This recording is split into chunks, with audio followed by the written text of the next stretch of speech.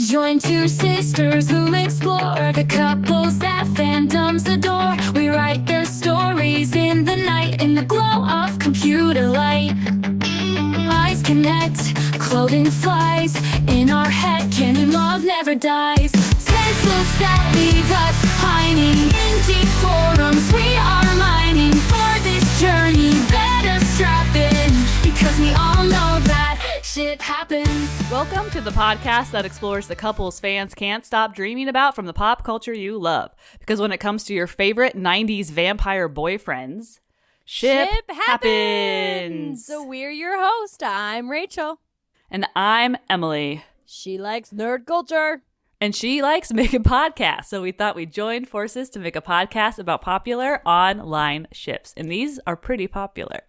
Oh my gosh. In volume, like they may not have the most fanfics we've ever seen, but so much discourse. I think by word volume, I think this one takes the cake.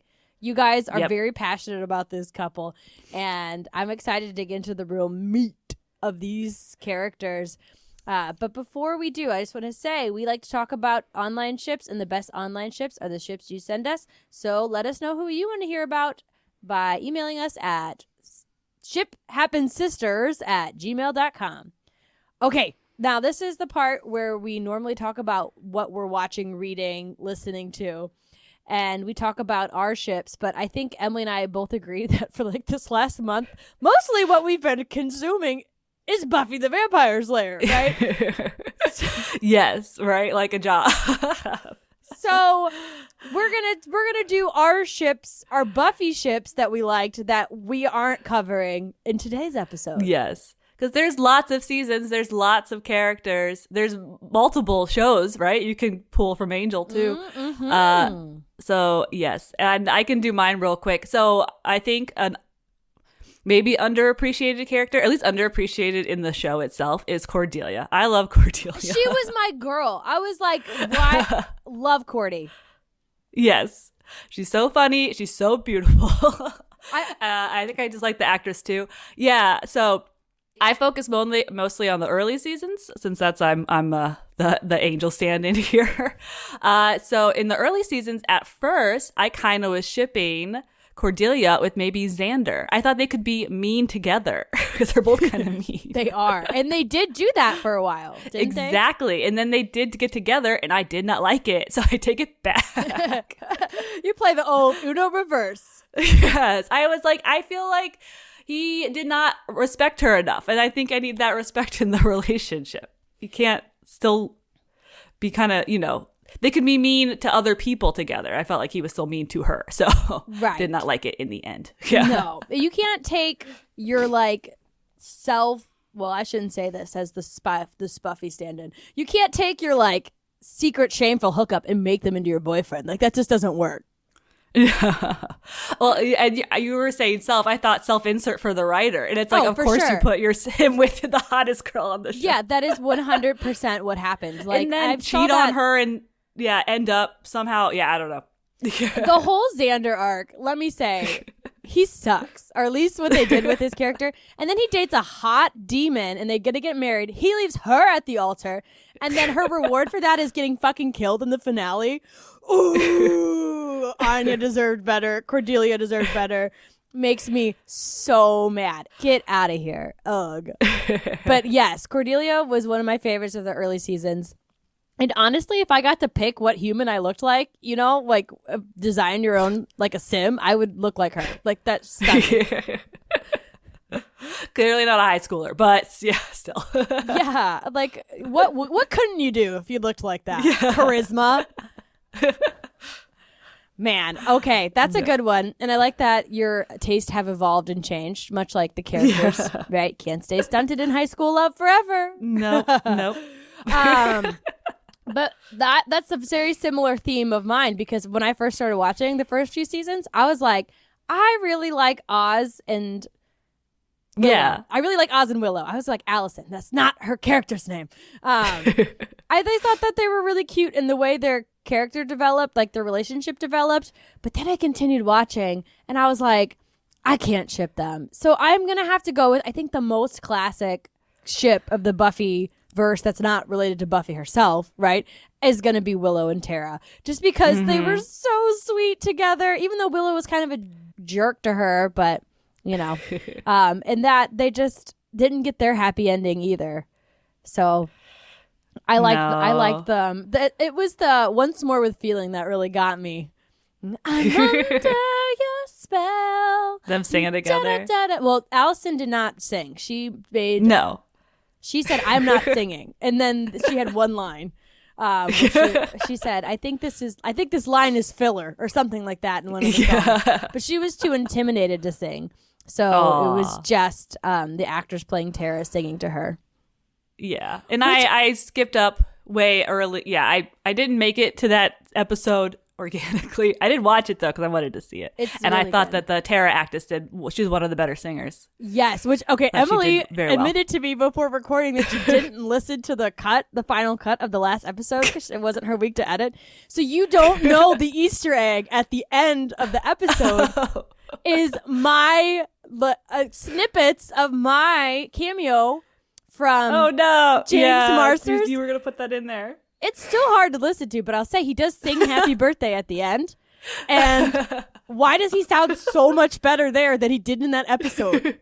I was like, I take it back. He's got some chops here. Where were they? Where were they? And I was expecting more from him too. For some reason, I think he seems like a stage actor. Yes, and I think just the way Spike is, I was like, I feel like he would be a singer in a punk band. I think just because of how he looks. Right. Well, so I was expecting more chops from him, but that's, I guess, the character, not the actor. Yeah, he's based on Billy Idol or vice versa. Yeah. Whatever. So that is a singer, at least. So I could see where we'd be like, yeah, he's probably got a voice. To me, he seemed like he came from Broadway or something, which is why I assumed he was going to whip out this amazing voice. And then I was like, actually, can we just let the demon sing now? Once he started, he does a great job. Yeah. Well, because he's a very famous Broadway actor. Oh, yeah. I'm like, I figured they had cast someone specifically who he originated the role of the Scarecrow in The Wiz. So I was like, if I was that little ice princess, I'd be like, there's worse things than being a queen in hell with like a smooth singing, smooth dancing demon, right? I don't know. Yeah, you could like relax. They're always fighting, Exactly. Just be in charge. Yeah. Okay. Well, those are our ships. Those are our Buffy ships. So now to get into this episode, we have to remember what happened last week on Ship Happens. Which is going to be harder for Emily because she didn't listen. I didn't listen to it. Yeah, we delayed this and everything, and I still didn't. So what we're doing here is the Buffy Battle Royale, where there can only be one winner for Buffy's heart. So what we're doing is discussing the highs and the lows of Buffy's relationship, specifically with her two vampire beaux, Angel and Spike. So we're going to compare and contrast and then decide which is the ship meant to be. Right. So, and then... if you haven't listened, go back and listen to that. Come back here. No, just kidding. I'm going to recap it for you. But you go back and listen just for my cameo at the end because that's... I know. I got to, man. Yeah. I got to hear this. Chills the blood. But to recap what we did last episode is we talked about why this shipping war is so strong within the fandom and how it's manifested over the decades since this show has premiered. But then we got into a little bit of judging. We looked at the ship names. We talked about their meet cutes and how represented they are in fan art, specifically fan fiction. And this resulted in a 2-1 lead for Angel. So whoop, whoop. Yep. Bangel is coming out ahead of Spike and Buffy. And so Emily has been representing the side of Team Angel, and I've been representing the side of Team Spike. So now we're actually going to dig into the moments from the show that had that had the fans swooning or cringing. We're going to get into the meat. We talked about these high level things, but now we're going to dig into it. We're going to get into the real debate happening around these characters. Starting with, what are their highest moments, the best moments? We picked romance. We got supportive, a good partner is supportive. Yeah. Spicy. Yeah, I mean, and we of had course, to do that. Gotta do spicy. And of course, most heartbreaking because we just love that drama. Oh yeah, this is a teen show. We need the melodrama. Yes, yeah. There's a lot of it. And then because this is a show about high schoolers, we're going to take it back to high school debate a little bit and do some point counterpoint to get to the bottom of who is going to win our Bachelorette Buffy's heart. Yes.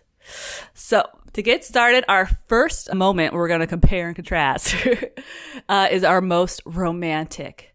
So we each picked, something from the show. So to represent Angel, I bring forward, I guess, present to the class. This is my evidence. Here's my evidence. So I picked the Colada ring moment because for what I believe it did for the culture. And also what I think it represents for the Buffy Angel relationship. So this happens in season 2.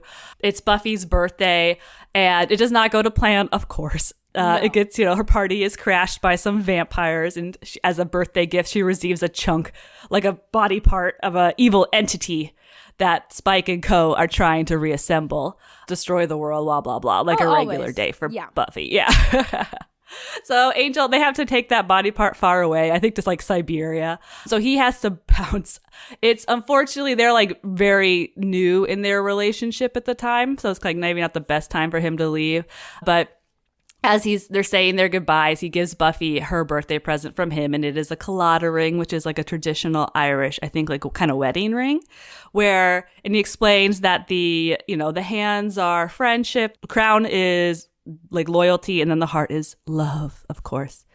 And then he has one as well, so they have kind of matching promise rings. And I just, I think it's their commitment to each other, which then spans seasons. Because of the ring and what it represents, it's very these big emotions, these big feelings of devotion and love. And it's kind of what, even when they can't be together, they have all this, background and feelings for each other. And then it's because their relationship is very first love. It just, the exchanging of promise rings is very very high school to me. So that is what you do when you're young and in love. Yep. Yeah. So it's very kind of represents to me that the passion of that first love and how it never really dies. Exactly. And I will admit that when I watched the scene, I was almost man, maybe I should have done Angel, because it was a romantic scene, and that whole they're being torn apart and she wants to go with him, but she can't. And when will she see him again? Will he be safe? But it turns out he doesn't actually make it on that boat. Yeah. This also gets crashed by vampires. So he doesn't have to leave yet. Yeah. But it results, this narrative arc here results with Buffy using the blaster, right? To blow up that was great. Yeah. But they reassemble the big bad. And he goes to the and mall. He's yeah.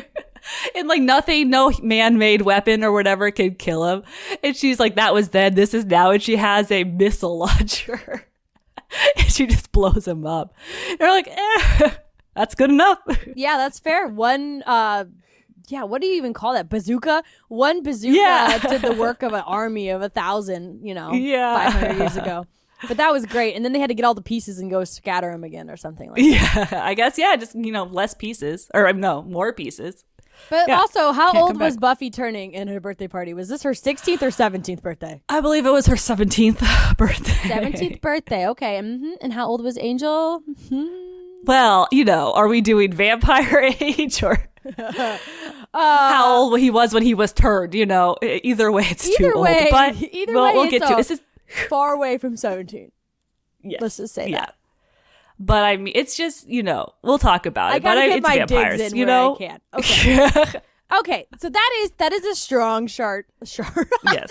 That is a strong start for Angel. But here I come, Exhibit A for Spike. There's a lot to choose from. He was in a lot more seasons than good old Angel. I can pick the time he pulled an Edward Cullen and said watching Buffy sleep all night was the best night of his life. When Buffy and Spike briefly planned their wedding, which was a great episode, or when he told her she was the one.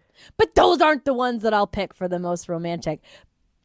But I will pick depends on how you look at romance, right? So do you consider romance to be grand gestures more impressive and meaningful than maybe a little ring. Well, I got a pretty grand gesture, and I will say it was prompted by making a really big mistake. But after doing something pretty abysmal, Spike sets out to Africa to prove his worth in order to make things right with Buffy. So us dummies at home watching are presented the story in a way that think that he's trying to get that chip out of his head that prevents him from hurting people, which, by the way, he has, folks. Turns out... A chip. That is just so... early 2000s. Of that time. Yeah. Pop a little brain chip in there and he can't hurt people anymore. But it turns out that homie was trying to get his soul back the entire time, which is literal vampire suicide, I believe, based on how Buffy describes vampires in the earlier season. Or something. I don't know. What is the soul? We'll get into that. Yeah. But he goes to be worthy of her love and forgiveness. He submits himself to the internal torment that sent Angel into a century-long rat binge. And for Spike, it's just as mopey, but he is a little bit more poetic about it too after he is resold, because he comes to Buffy and he does his whole little montage or his whole little monologue, and then he drapes himself across a cross in a church, and it creates this stunning gothic visual of him laying on a cross, steaming and sizzling. So very strong gesture, or very strong moment, very grand gesture. But I will say the scene itself wasn't super romantic. And that's why I'm not going to say this is their most romantic moment. Sorry, I just gave all that because I had to sneak it in somewhere. But if you consider romance to be feeling, like the feeling in your heart, which is what I tend to do, the moment that gave me the most feels came from the episode that we talk about all the time, Once More with Feeling, because everything is just more romantic with singing, right? So there are a lot of good moments in that episode. Spike cursing Buffy and wishing she was dead only to jump up to go help her in the same breath. That was great. He's like, I hate her. I wish she was dead and I'd be free. And he's like, I better go get her. I better go help her out. And then also in that episode, while she's doing her dance shame spiral about her feelings of guilt and her complexity about being brought back to life, which is also another thing that happened.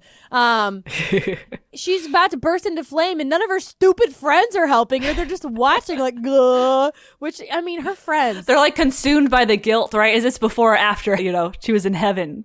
I think it is after. Yeah. Yeah. Right, so they're like, oh no, facing the ramifications of their actions. Yeah, and so she's dancing, about to die. Who stops her? Spike. He's the theme of these later seasons is he's the one who's got her back through and through.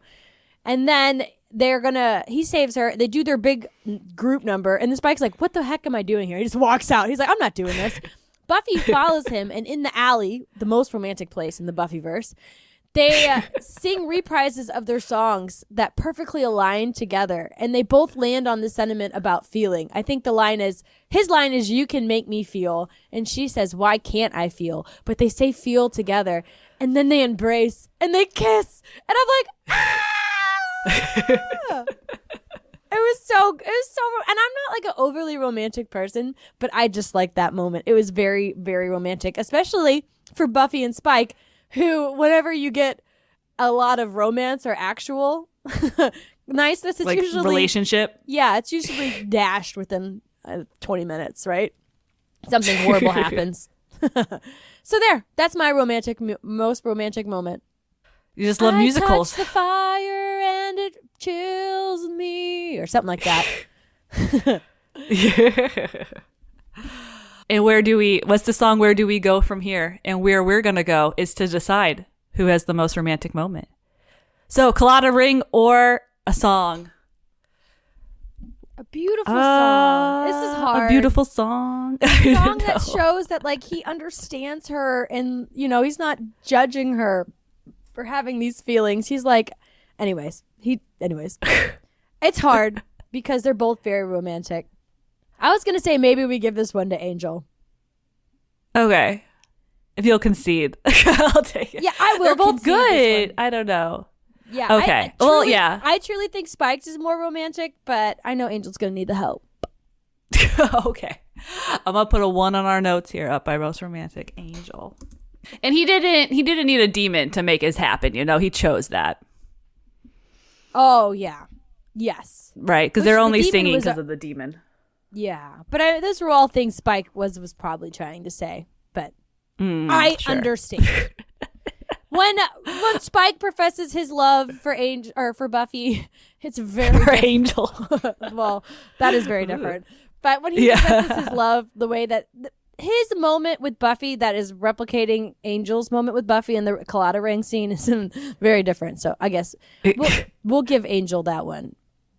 Romance and Spike isn't like they don't often go. Yeah, Angel's the big romance sweeping kind of type of ship. So I feel All right, so we're gonna move on to the next category, and that is our most supportive. Buffy has a lot on her plate. She needs a partner that will help her out, carry some of that load. So my moment for Angel is maybe, I don't know, controversial as supportive, because he does a lot of like fighting and stuff with her. You know, he's there to help fight bosses. But I'm going to talk about supportive in a different way. Yeah. Anyway, so Buffy wants to go to the prom, and Angel's like lame or something. He doesn't want to go. Which is like, you're the one dating a teenager. Anyway. They're like, the age restricted me out of going. Yeah. So this is kind of one of the multiple times Angel breaks up with Buffy. So he does some soul searching. He kind of comes down on, you know, maybe he loves Buffy, Buffy loves him, but maybe he's holding her like back, because something Buffy is always striving for is to like have a normal life. Is, you know, she has her Slayer life and her normal teenage girl life. Yes. And he knows that's important to her, and that maybe being a century-old vampire with like a curse that turns him into an asshole if he's too happy isn't exactly going to like help her towards that goal. Right. So he says, I gotta step back, I gotta go away, which, you know, maybe that's being supportive already. He's trying to set her free. Yes. And so he does this before prom. So during the prom, Buffy is there in her dress, and she's looking at all the couples dancing, you know, whimsically, or not whimsically. Romantically. Wishfully? Wistfully. Yeah. You know, it's a slow dance. All the couples are dancing. And then who shows up? Who walks through the doors? But Angel in a tux. And then they have a moment together where they dance to Wild Horses. Wild Horses Couldn't Pull Me Away. So even though he's leaving, he gives her that kind of final moment of like normal girlness, having her boyfriend there at the prom. And I think that that's actually a pretty good juxtaposition between like what I'm going to talk about with Spike, because Spike doesn't support Buffy in her normal life. He's all, you know, Slayer side. So I think that's pretty good supportive to have, you know, he's there to help her live normally and have a normal experience and a nice experience. Yeah, and that's what's holding him back, is that he can't walk in the light with her, you know. Yeah, you can't do normal boyfriend things together. Yeah, that is. He wants that for her. Yeah, that's more, I mean, it's supportive, but it's also just kind of sad. I said, this was maybe I had to fit it in somewhere. Yeah, no, that's good. I focused on the later seasons, so I had forgotten that part. So yeah, that is a good one. And a great song. I think you could do anything to Wild Horses and it makes it like 10 times better. Yes. It really amps up the emotion of the moment. It does. Okay, so Spike, that's a really, as I said, that's a good one to compare Spike to, because he's really supportive. I mean, to him, Buffy like does no wrong, right? I think one of the top things you could talk about here is when he took her side when her friends kicked her out of her own house. Like, I don't understand everything about that situation. It just it makes me annoyed. Great, wild that's a plot point. Yeah. Yeah, it's and I don't even want to dignify it by going into it. But that's when he called her the one, and he says that she's like, you know, it could have been romantic, it could have been supportive. I didn't even talk about it. Sorry. I said it for in passing, because I got one that I thought was even more impactful. And that is another situation that really made me annoying. So Buffy dies, right? I've mentioned that in passing. You know, she dies several times. Twice, but yeah. This is the one where she was like dead for months at a time. She died to save the world, but most importantly to save her little sister. You take notes, Emily. After gotta jump into a portal. Yes. So after months of being dead, Buffy's dumbass friends yank her from heaven back to the land of living to freaking pay bills and work a minimum wage job. Oh my God. Buffy's sitting at the desk, like going through bills after she literally just got brought back from the afterlife. I was like, I'm mad for you.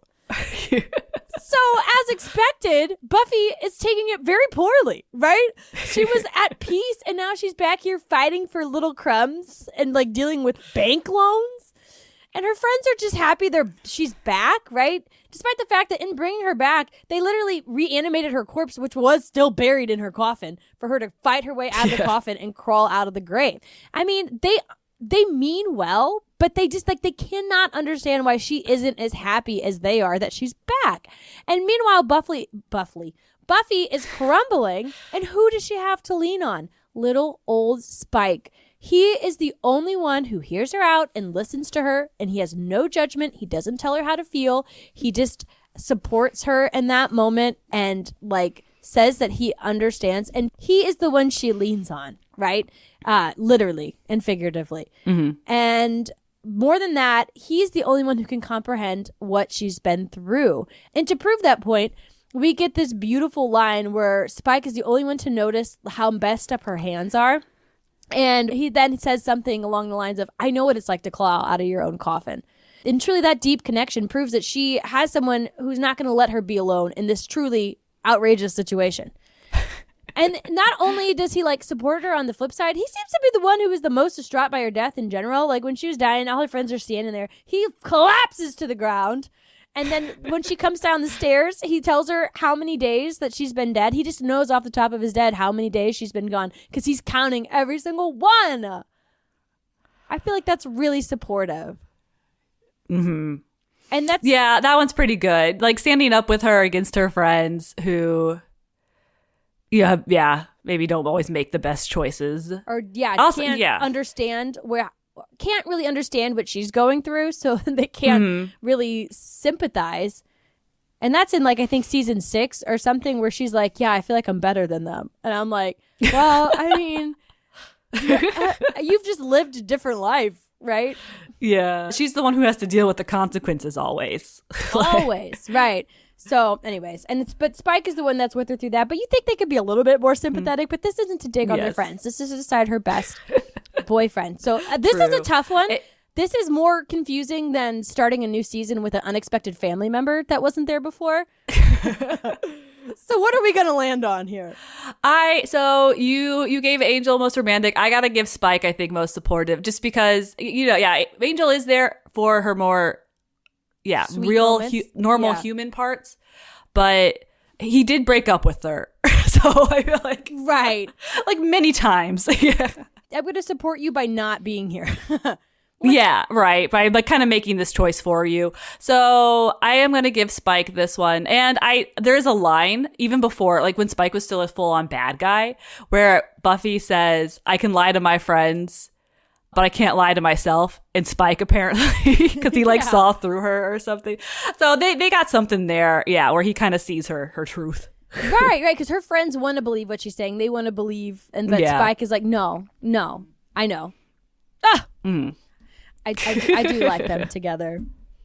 Okay. Well, next category is the one that Emily was writing these categories out. And I noticed you left this one off because I feel like I'm a shoo-in. I'm overly confident going into this next category. And that is spiciest moment.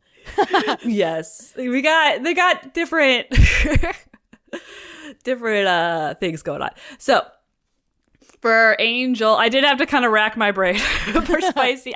Maybe this is more about me it says more about me than Angel. But so my personal kind of spiciest scene that I thought, because I saw it and I was like, what is this? Was back in season 1. It's one of their first kisses. So they kiss. I think they're in that weird teen club. And when they break apart, you see that the cross that Buffy is wearing has the cross that Angel gave Buffy, that Buffy wears in every episode, has branded Angel on his chest. And I was like, ooh, that's love how goth it is. Yeah. Yeah. He wants her so bad. He's fine. Yeah, a little bit of desire, a little bit of pain. That's spicy. Yeah, I don't know. Like, that's spicy. But I had to settle for really the spiciest moment because this is a vampire romance and you gotta go with this. And admittedly, allegedly confirmed by Sarah Michelle Gellar herself, this is she thought the spiciest. I saw that on a Reddit comment, so that might not be true. But unconfirmed, but allegedly is the moment. This is post Angelus. Angel has been poisoned and is slowly dying. And the only cure to the curse is that he must drink a Slayer's blood. Luckily, there is an extra Slayer running around at this time who also is evil. So you're like, perfect. But convenient. Of course, yeah. Like, this will be fine. Perfect. I mean, Buffy's got to take this girl down anyway. So, but that does not work out. Buffy does win the fight, but she doesn't have a body, so it can't really get any blood. So of course she decides to make the sacrifice herself to keep Angel alive. Angel is opposed to this. She might die, she might not, depends how it goes. So Angel is opposed, so she kind of slaps him a few times until his vampire face comes out, and then he goes for it. And it's, she like pulls the shirt to the side to expose her neck, and he bites her there, and they fall to the floor. And you think she's gonna like push him off, but then she doesn't. Then it's like an embrace, and it's what we've been waiting for. It's vampires. It's what they do. Yeah, you gotta have the sexy bite moment, and this is, I think, really the only one, maybe. I think so. Yeah. Yeah. It's like, it's the biting. It's sexy. So I think she has like the scar because eventually he does, he doesn't drain all her blood. She survives this time. He has some restraint. Yeah. Yes. Because his love, he didn't want to kill her. But then I think she has the scar from that, and then maybe he has the scar from the cross. I don't know if that's true, but then it's like they marked each other. They've marked each other. I like that. That's kind of sexy. They claimed their territory. Okay. Yeah. Angel had more than I was going to give him credit for. But I still don't think he's going to win in here with Spike, because that's like what they had was heat, man. These two sizzled together. And again, there's plenty to choose from the scene where their passions demolish a house as they go from fighting to making love. But I have to be emotionally unwell because I thought the sexiest episode of them together was Fool for Love. And Emily, you probably didn't even watch this one, did you? I don't think so. That doesn't sound familiar. It's so good. It's where you get Spike's backstory. The whole episode is just Spike and Buffy like verbally sparring while they're at what is that? It's not the Urge. What's that? The Bronze. While they're at the Bronze, and they're just like, you're getting slices of Spike's backstory as he goes through this like huge long monologue about what it means to kill Slayer and all this stuff. And it's a very lengthy, I think it's the entire episode. I don't even know if there has to be a subplot. I don't remember what it is. I was enthralled. But this is like this very intense volley between Spike and Buffy where we learn his history that teaches us what kind of a like sad little boy he was. But he's also still a really bad dude, which is, shows us all the bad things he's done, or a good chunk of them, which is an important reminder because at this point he'd been neutered, I think. So we don't want him to become too chummy. We have to remind us that there is danger there.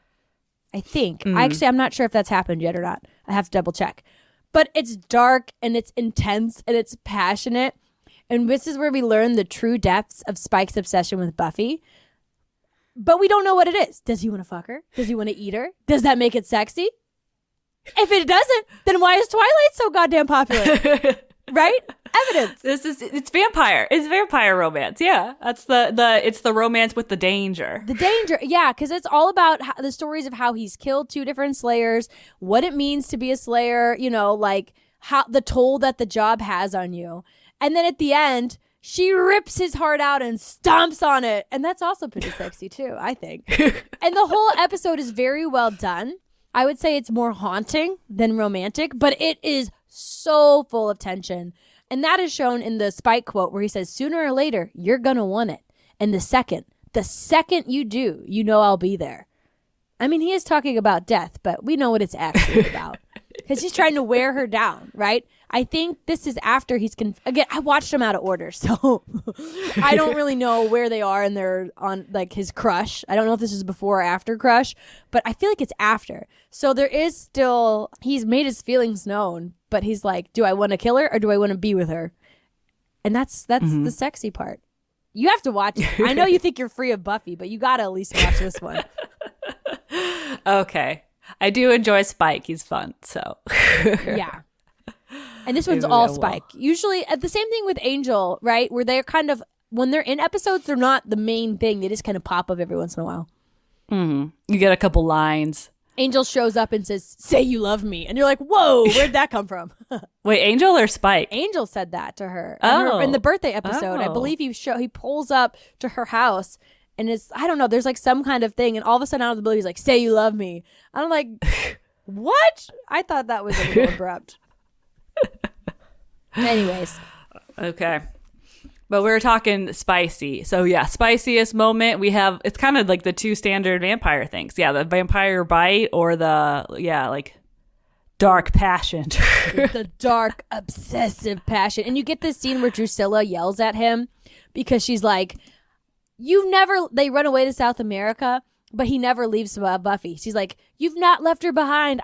You stink of the Slayer. She's all around you." And I'm like, ooh. So that's also a nice little detail. Well, I think it comes down to what you said. Like Spike and Buffy, right? Their whole romance is the heat. So I think I will give this one. I will concur. Yeah, with Spike on this one. Woo-hoo, we're making our comeback. Well, only because I think I think Angel has the next one. I think Locked Spike down. has it. All right. So on our final, just kind of comparing moments, we're going most heartbreaking. Who puts the heartache in romance? I don't know. Tried to get to something there. Yeah, the heartache in the romance, right? Because every good romantic story has like the heartbreak in it at some point. They can't be together or, happy endings. Especially when you got seasons on seasons, they got to throw some drama in there. They don't make compelling love stories. Okay. Okay, so I'm going to go for Spike, right? It's the final battle, the battle of all battles. Somehow all the potential slayers in the world are called. And so they all have their full power and they're all coming to fight the first evil, who is the biggest, the baddest of them all.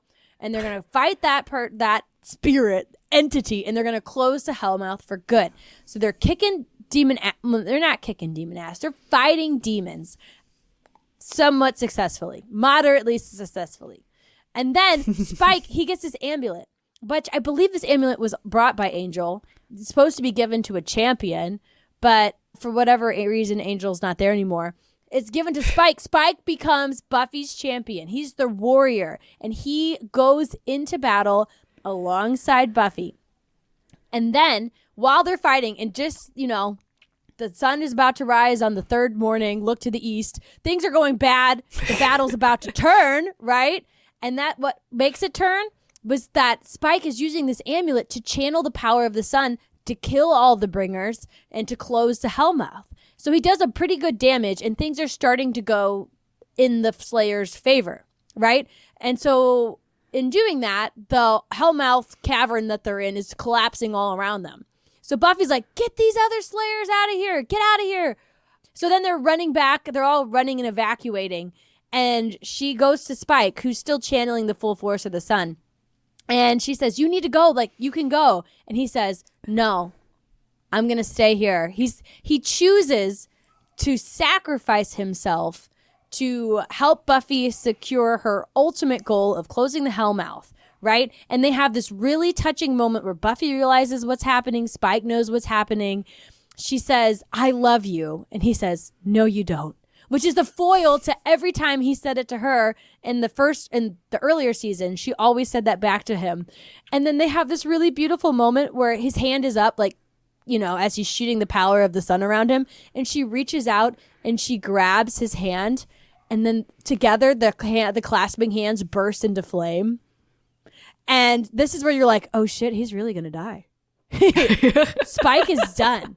And in the end of the season too, because a lot of characters die and come back, but this is the end, so he does come back. He comes back in Angel. That's what I was gonna say. So they have this heartbreaking, tearful moment where she finally says those three little words, and then she runs out, and Spike gives the ultimate sacrifice to close the Hellmouth, ending the battle in his life once and for all.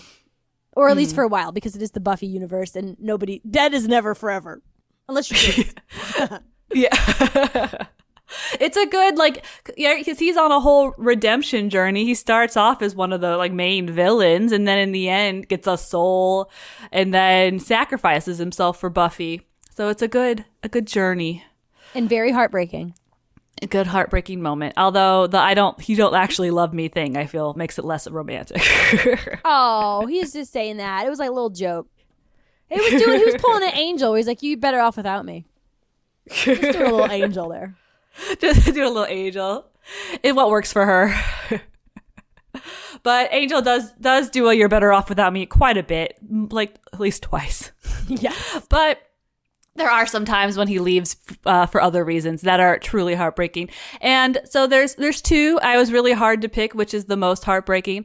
So there is, of course, the moment when, after having his moment of true happiness and turning to Angelus, or evil angel, soulless angel, Buffy spends a couple episodes having to kind of psych herself up and be ready to kill this, like, evil creature that is like, you know, looks like her boyfriend that she loves very much.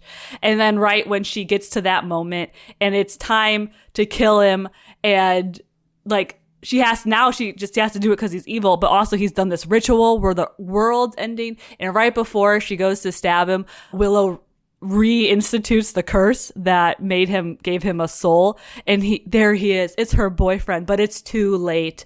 So she has to kill him anyway to save the world. Rough. But it becomes a little less rough every time we have to hear that same exact sad piano riff as she, like, pensively looks out over the scenery. Like, that happened, I feel like, every 15 minutes for the next 5 episodes. And I'm like, okay, we get it. You're sad.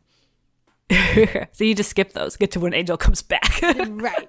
That's how you watch it if you're doing a podcast about the character. Yeah. So of course Angel doesn't stay dead, and he does come back. They kind of restart up their relationship, but then he moves, then he leaves again and he moves to LA for his own spinoff, which is when the actual most heartbreaking moment happens. So this is in Angel, his TV show. Buffy makes a special appearance. I think it's like a 2-part overlapping like series, which is so fun. Must have been so fun at the time. Yeah, for the fans. But yeah. So Buffy, she makes a special appearance on Angel, and then through some demon situation, Angel becomes human again. He's no longer a vampire. He has a soul. He's no longer cursed to lose his soul when he becomes happy. So what does he do when he realizes that this has happened? He has to confirm it with some magical beings. He runs through the sun and kisses Buffy. So that's almost the most romantic moment, but it was almost too short to include. But I like that, kissing her in the sun. They can have their life together finally. So they spend the day in bed eating ice cream and peanut butter, and then it's perfect until Angel learns from these supernatural powers that because he no longer is like a superhero, he's no longer a vampire, Buffy will eventually lose to the powers of evil without this powerful ally with her. So they can have what they, want, but it'll end in tragedy and shorten Buffy's life. So Angel makes the decision to rewind the clock and restart the day so he can prevent himself from ever becoming human. So him and Buffy have one last moment together before the clock starts over. So it's like they get the taste of what could be, but then he has to give it up in order for Buffy so that she can live. And in the end, Buffy says she'll remember, but she doesn't. And Angel is the only one who remembers what could have been. Yeah, okay. It's always sad when the one person forgets. Like that. Yeah. When one person remembers and one person forgets, that is also another very tropey thing, but effective, right? Because it's they don't even have that. We only all are our experiences, and when you take that away, it's like it didn't happen. Yep. So he just has to live knowing, having that moment, but not being able to ever get it back. At least he had it. Yeah. Spike and Buffy never got their day in the sun because Spike was the sun. He became the sun. Right. So anyway, I think Angel, that having it and then having to give it up and lose it I think if you were doing the a most nice, heartbreaking. a little one shot, then yes, that is the most heartbreaking. I think over the narrative, Spike, maybe he should get another point for supportive because he's the hero of the whole show. In the end, he saves everybody's life. And in doing so, they all get to leave, and Buffy is now all the Slayers are awakened, right? So now Buffy doesn't have to be the chosen one. She could go live a normal life and slay in her free time. Anyways, so that's also maybe supportive. Angel's always trying to give her a normal life, and in the end, it's Spike, even though he dies in the end in the process. That's a beautiful way to think of it. Okay, fine. You can have most heartbreaking because Angel's a little sad boy. Whatever. Very sad.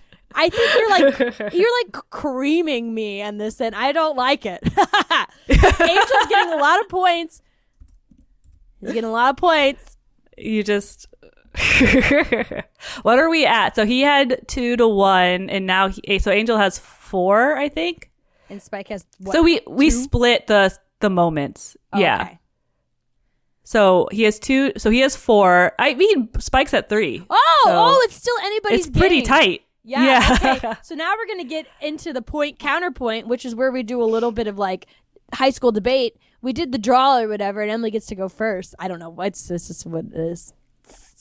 Yeah. So Emily, I'm not sure how we're gonna assign points at this point either. I didn't either. So I'll just say point Spike. No, just kidding. It'll just be vibes at the end. Anyway, so our point counterpoint. So our point for Angel is that Angel loved Buffy intensely and instantly. So that's kind of their whole thing, is that they love each other so much, but they just can't be together for vampire and world-ending reasons and things, and his curse. But so yeah, they were kind of always together, unlike Spike, who did try to kill her for like many seasons, a couple seasons at least. Okay, so your first point here is that Angel instantly falls in love with a 15-year-old. Gonna set that aside. It does take Spike a few seasons to understand his feelings for Buffy, sure, but also he had like a girlfriend when they first met. So if he ditched his current paramour for every driver's permit holder he met, he'd be working in DC, not a vampire. No, just kidding. That's commentary. And plus, once he realizes that his obsession is more about being with her romantically than committing violence against her, he does fall very hard. He doesn't do that hem and haw thing that Angel does, right? He's like, I want you, I'm going to try to get you, I'm going to say it, and I'm going to be very upfront about it, and I'm going to pursue you almost relentlessly to the point where it's like not great. But right. He's That's at least very open about it. Well, isn't he, when he's very open about it and he initially declares his love, doesn't he have Buffy tied up in captive? Maybe not super healthy. And he does threaten to kill Drusilla in the same moment. He's like, I will kill her for you. So his ex-girlfriend. Yeah. So maybe just a small example of the many problems these two have, including the fact that, sure, he's vocal with his feelings, but he's also vocal that she must return the feelings. So, right, he's always tested her. Do you love me? Do you love me? Say you love me. He was very insistent that it was a two-way street, even when Buffy denies it. Whereas Angel, he never really forces her to do anything, and in fact, just sets her free. Okay, but that's doing the same thing, though, right? He's taking away agency, but in a different way. Where Spike's like, I know you want it, and I'm going to pursue you until you agree to it. I'm going to take away your choice in saying no. Angel's like, I'm going to take away your choice in saying yeah. He's like, you want to be with me, but I'm going to say no. And I'm going to set you free. And oh yeah, what does that sound like when somebody thinks they know the best for you and makes decisions for you? A parent. And again, remind me how much older than her that he is. Okay, so I think for age, the whole age difference, because this comes up a lot when you talk about either of these, right? It's just, we gotta like set that to the side. Okay, it's vampires. Yeah, it's just not what it is. I'm literally setting aside the hundreds of years, and I'm just looking at the fact that he's 26. But, you know, the thing with the age difference is like the different levels of maturity. Buffy was apparently mature enough to fight vampires every night, to save the world many, many times. Who's to tell her she's not mature enough to pick who she wants to be with? Angel because she tried to pick him and he said no. He said, "You don't get to pick me." I'm just saying. Okay. All Yeah, right. we forgive the age thing. We do. Yeah. The 15-year-old thing was weird. They didn't have to put that in there. I wish they had not done that. Yeah. I mean, meeting her when she's 16 is enough. Yeah. To see her at the school, yeah, that was a weird addition. Okay, so I don't. That's. I don't know how many rebuttals you get to these kind of things, but I feel like that one's wrapped up. I don't know who gets the. Yep. I don't know who gets the point for that. I feel like I don't know. We're gonna leave this to the fans to decide. Who do you think of that volley gets the point? Yeah, who won that one? Yeah, so we won't have a final winner until anybody listens. Okay. Oh. That's the worst you could throw at Spike. I get it. Point for why Spike. So my argument here, speaking of love, Spike loved Buffy so much that he went and got a soul for her, which is the equivalent of killing themselves in order to become worthy of Buffy's love. Boom. Okay, but are we going to talk about what he did that made him do that? Which was very unnecessary, not needed in the plot. I think we could have done many other bad things. Which, of course, is the SA, right? Why did I say SA? Yes. The almost sexual assault that is committed or attempted to be done on Buffy in Seeing Red. It's like one of the most infamous points in the anti-Spuffy debate. And it doesn't feel like it belongs in the show to me. It felt like something else, kind of like the body episode where it was just like the creators wanted to do something, right, or portray something that they're just using Buffy characters to do. I don't know, was it necessary? Not to me. Did it feel like it was an in-universe thing that could happen? No. I feel like Buffy would have kicked his ass instantly, as she has done many times. So that's why I don't include it. But go on with your point. All right. So, we have, and that is obviously for a lot of people that just kind of, they can't get past it, which is, I think, fair. extremely reasonable. In the real world. Right. Yes. This is Right. TV. And there's a lot of discussion of whether or not it's in character or, like you said, did it really belong? But so we do have that. So that is kind of what drives him to, I guess, get his soul. Plus, did he do it for her, or was it just like another way to pressure her into being with him? Angel never had to persuade or guilt Buffy into being with him. In fact, he tries his best to keep her away. As established, right? So, as established, yeah. Okay, but They just had it. They just wanted to be together. Yeah, he couldn't beat her off with a stick. Yeah. Meanwhile, Spike has to go to all these lengths to be like, "Am I good enough for you?" Meanwhile, she's beating Spike off with a stick. The cycle continues. But also, can I point out the things that happened in Seeing Red, all this stuff that, like, all the bad things that he had did up to this point was before he had a soul, right? Remember all the things that Angel did without his soul? R.I.P. Jenny Calendar, right? Why should Spike be held to such a different standard? He has to be good and worthy as soulless Spike when Angelus is like, yeah, whatever, it's Angelus. He could do whatever. We didn't love Buffy remotely. Arguable. Or he was still like obsessed with her, and is that not any different than what Spike's whole deal is? Okay, that's kind of fair.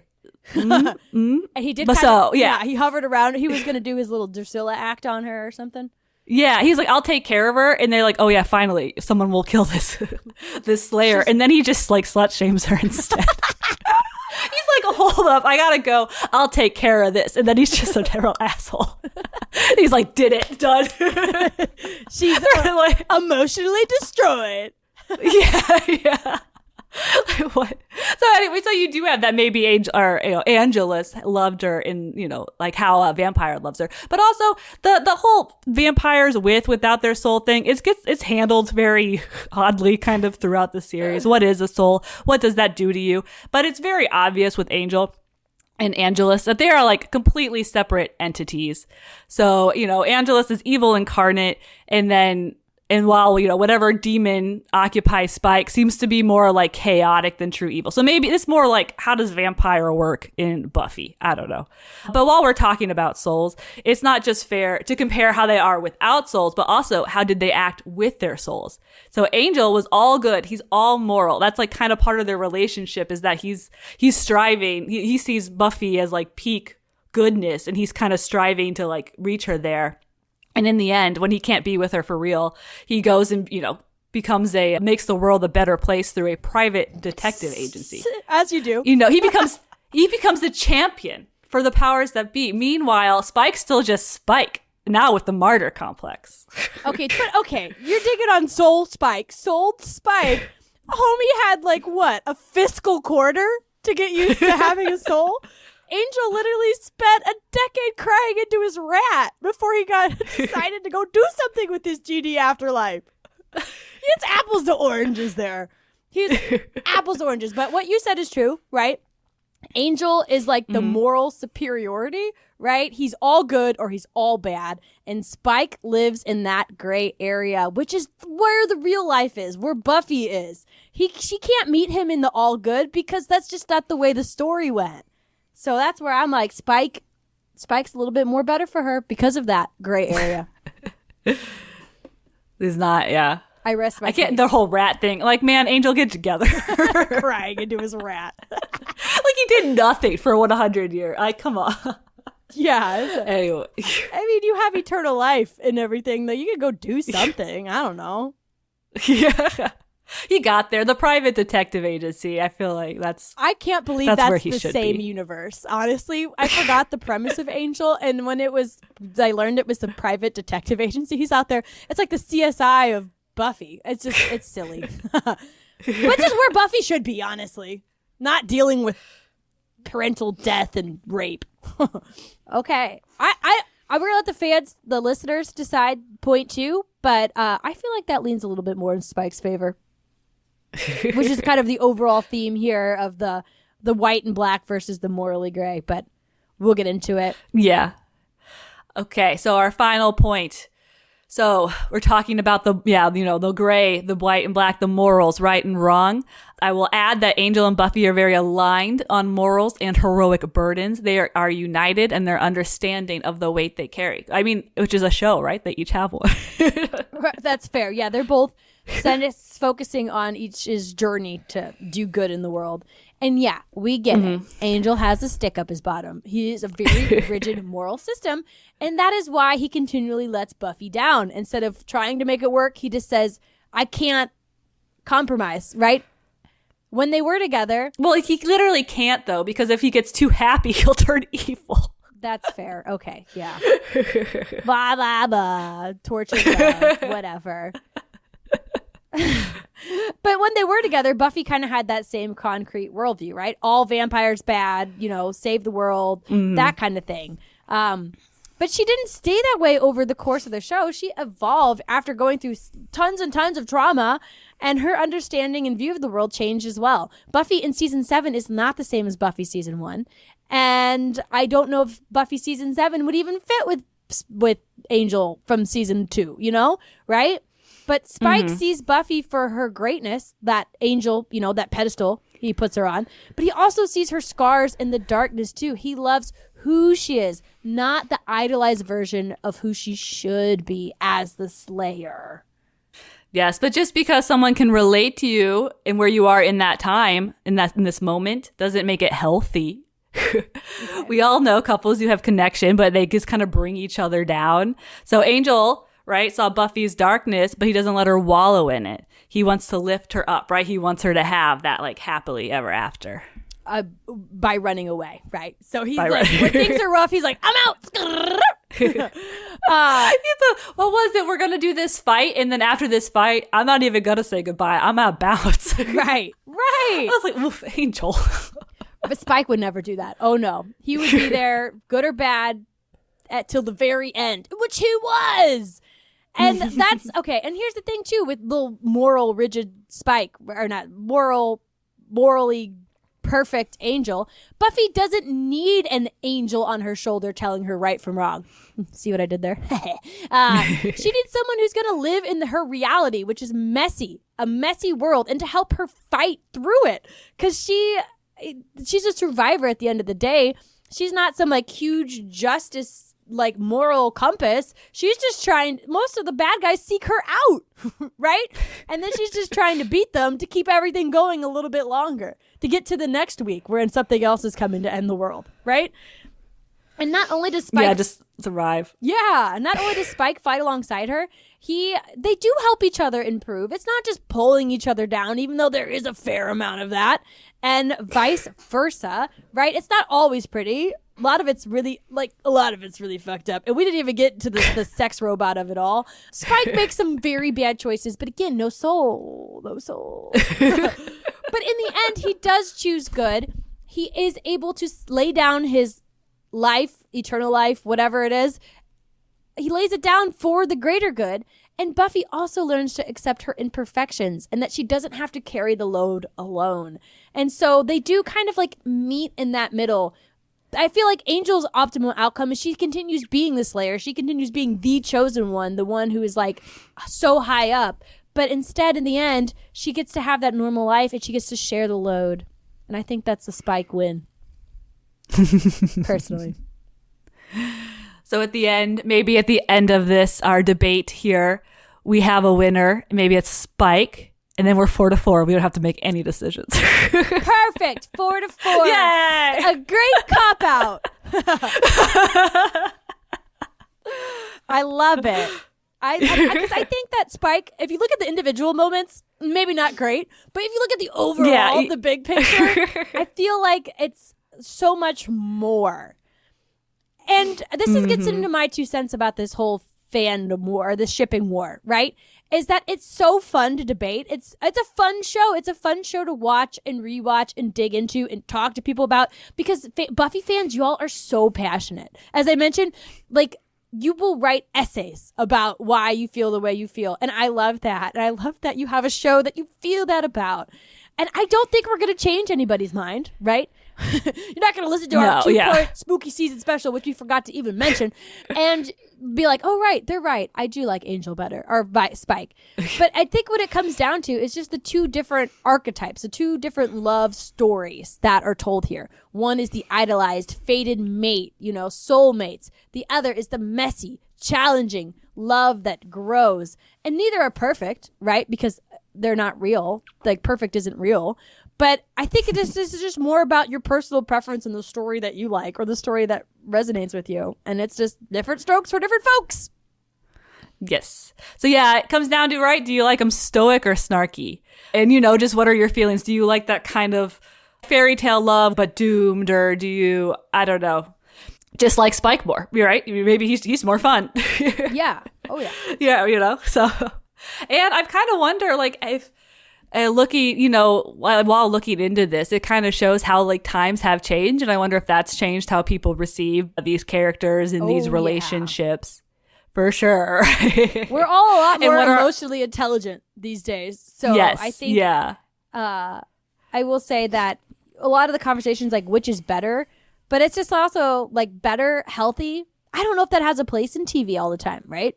Because I wouldn't want to be a vampire slayer. Being a vampire slayer isn't healthy, but I want to watch her do it. Yeah. And let's just explore things that we aren't safe to do on our own. Mm-hmm. And do you want to watch the vampire slayer have like a regular relationship? No, with just, because like, a guy? Riley. Yeah, right?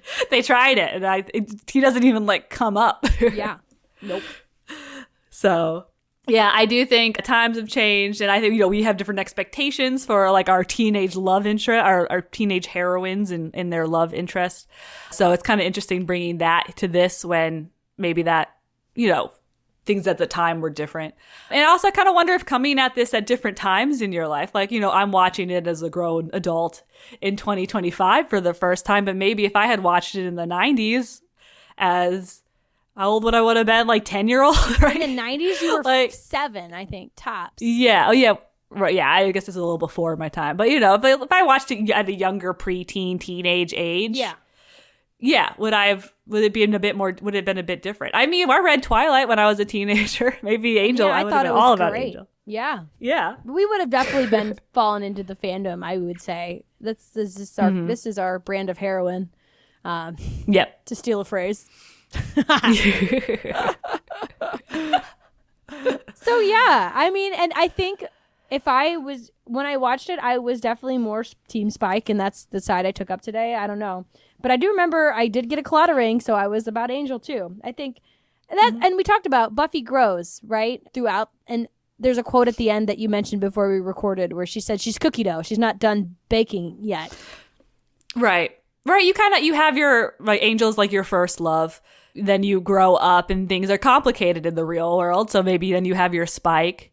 But in the end, right, she's not done yet. So when she's done, when she's ready, that's when she'll end up with whoever she wants to. Yeah, she'll pick a balance, right? Because it's kind of like the different levels of discovery, right? First is romantic love, and then it's like steam and that kind of side. So it's just like, you know, they kind of mirror the relationships you have in your life as you age. And that's probably why it spoke to the fans so much, because they grew up alongside Buffy. Mm-hmm. Aw. Yeah. That's nice. I feel like that's a good spot to end it. That's a nice ending. We did it. We did it. How many hours of Buffy content have we watched? Yeah. Lots. How many hours have we spent talking about Buffy? Lots. Yeah. Condensed down into 2 beautiful 2-hour specials. Yes. With no clear winner. The winner is up to you because you're the winner because you got to go on this fun journey. We're all winners here. All right. Oh, but we should give it our one true pairing score, right? I don't know. Yeah. So each one. Yeah, let's do it. Do we see it? Do we want to see it? Is it hot? So let's do it. So Angel, do we see it? Yes. Yeah. Do we want to see it? Less. Yes. You want to? I said a little less, but yeah, I do. Oh, a little less. Yeah. So like 8. I think the flip floppy was a bit much for me. Yeah. And again, it is first love, right? It seems to burn bright, but on what substance? What is the And then fuel? is it hot? Yes. It does kind of come out of, we're not debating anymore. Yeah. But I mean, he's set up to be the love interest, so you don't need to.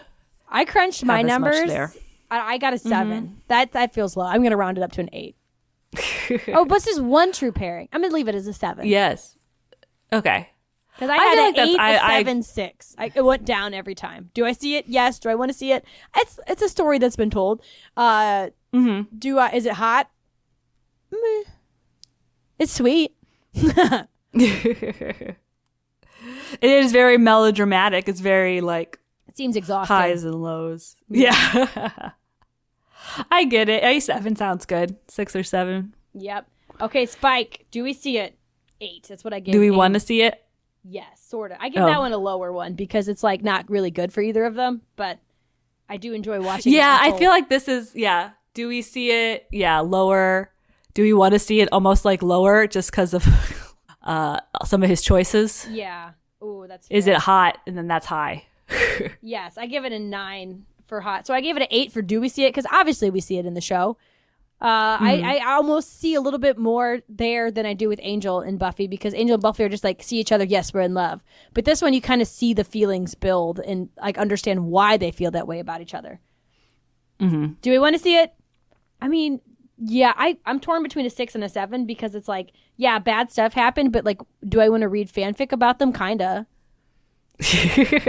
So I'm gonna keep it divisible. I'm gonna do 7 and then 9 for is it hot. So that gives them an 8 overall. So they beat Bangel gets a 7 to me and Spuffy gets an 8. So slightly ahead in the court of Rachel. Yeah. Angel, a 7 out of 10 iron crosses that they wear around her neck. And then I give Spike and Buffy 8 out of 10 restored souls. Nice. So I give Angel, I'll give 7 out of 10 colada rings. Aww. And then I'm going to do Spike. I might put him a little lower. I'll do 6 out of 10. I don't what know does Spike what have? Do duster jackets. Less leather duster jackets.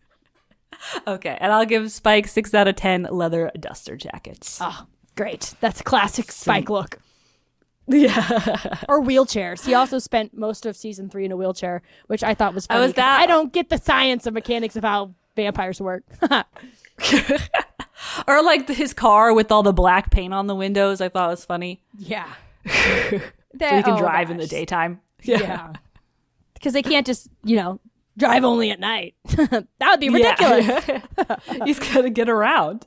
Yeah. And just some black paint, it prevents him from burning up and also lets him drive somehow. Exactly. Don't think about Because you it don't too need hard. to see. Right. Yeah. Just enjoy the ride. Well, thank you all for enjoying this ride with us. We didn't really get to the once and for all winner, but that's up to you guys to decide. Let us know who you think is the ultimate match for Buffy, either by leaving us a comment or using the link to text us in the show notes, or you can email us at shiphappenssisters@gmail.com. Let us know your thoughts. I know you guys got them. Or send us another couple we should cover. Another couple you find as inspiring as the Buffy ones. And we'll be back in 2 weeks with another episode because we all know ship happens. Ship happens.